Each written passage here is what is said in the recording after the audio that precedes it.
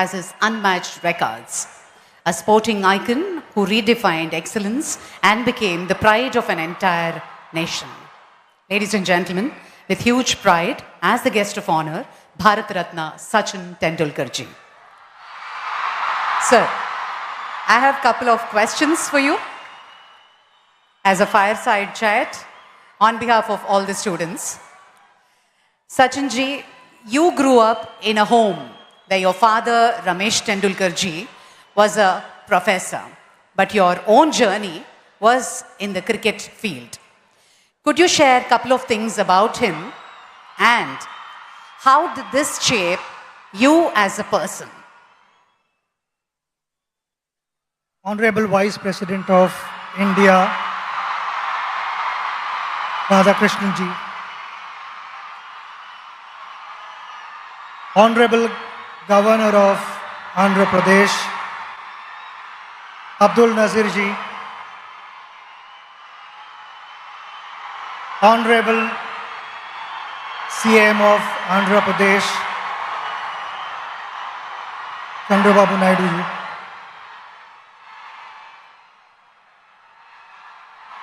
Venkaiah Naidu ji is also here, dignitaries on the dais,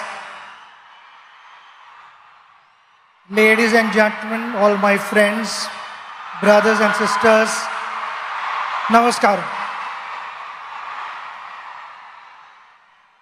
It's a special day and I'm so happy to be here to be sharing these moments with you. My father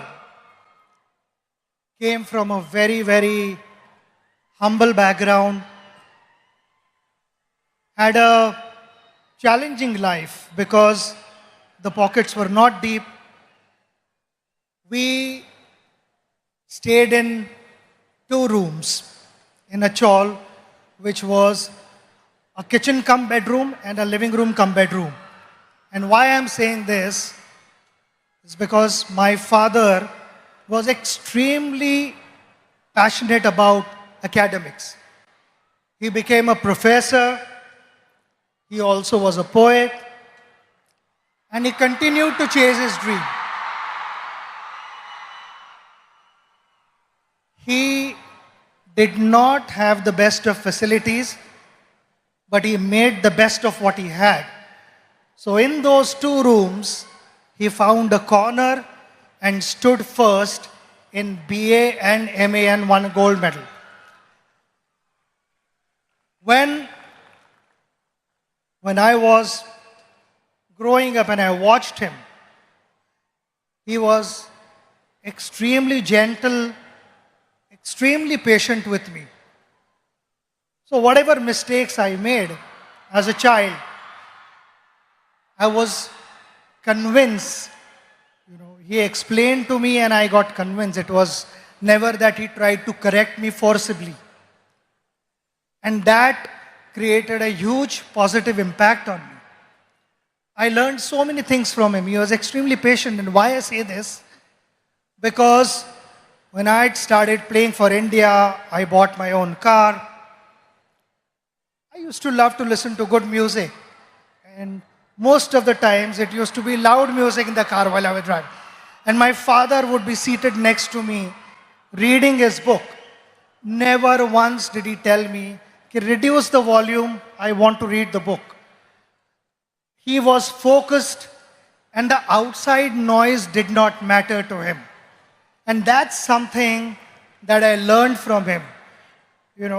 Being a good person, it's a practice that every morning you wake up and you remind yourself that you are going to behave in a particular way, which is, I feel, kind of conveys how your parents have brought you up. And that is something which I will always carry for the rest of my life because that's the impression my father left with me. Awesome, sir. Sachin sir, in both academics and sports, students today face immense pressure to perform. From your experience, how do you deal with this pressure? Pressure is on everyone at every level. You meet any individual in this room, we will have pressure. There are two types of pressures. One is external and one is internal pressure. External pressure is all about what the world is saying about you.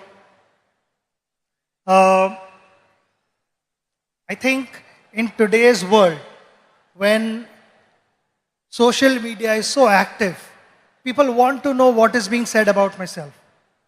Generally, every individual is bothered about that. When I went out to bat, you have to learn how to use that to your advantage.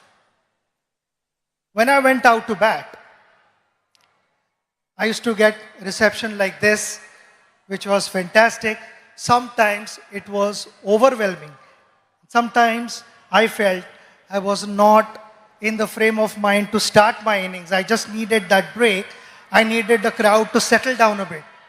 So those were the occasions where I would remove my shoelace or remove the strap of my leg guard, or someone would be moving on top of the side screen. I would settle the crowd down, make sure that those 22 yards belong to me, and then started my innings.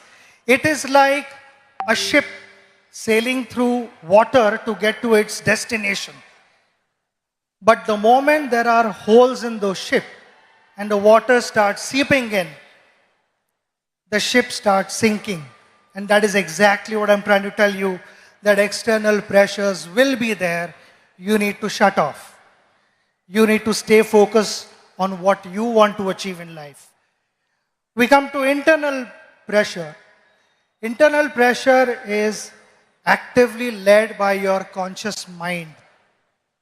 When your conscious mind is moving ahead of the moment, it starts putting multiple scenarios in your head which are imaginary. Failure, consequences, disappointments, and all these things, they kind of freeze you. They increase the pressure. The idea is to stay in that moment.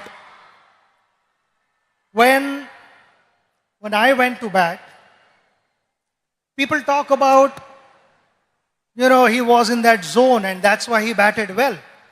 And what is that zone? That zone is all about surrendering yourself to your subconscious mind, which knows what to do. It is always the conscious mind, as we call it. The monkey over your shoulder would be putting doubts in your head. And while batting, also sometimes that would happen. Before the ball was delivered, the conscious mind would put doubts in your head. Could that be a bouncer? Could that be a yorker? Could that be an outswinger where the delivery was not released at all?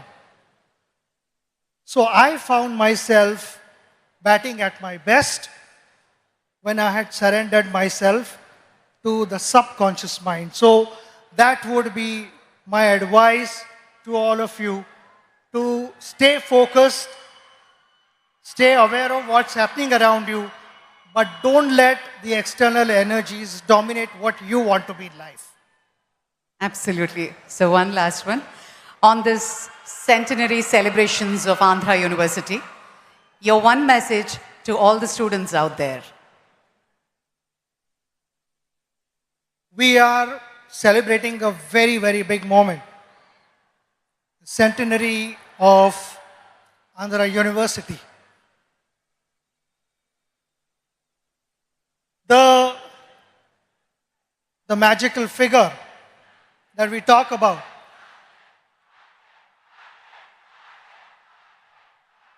happened with the contribution of many. The teachers who taught for decades. And there are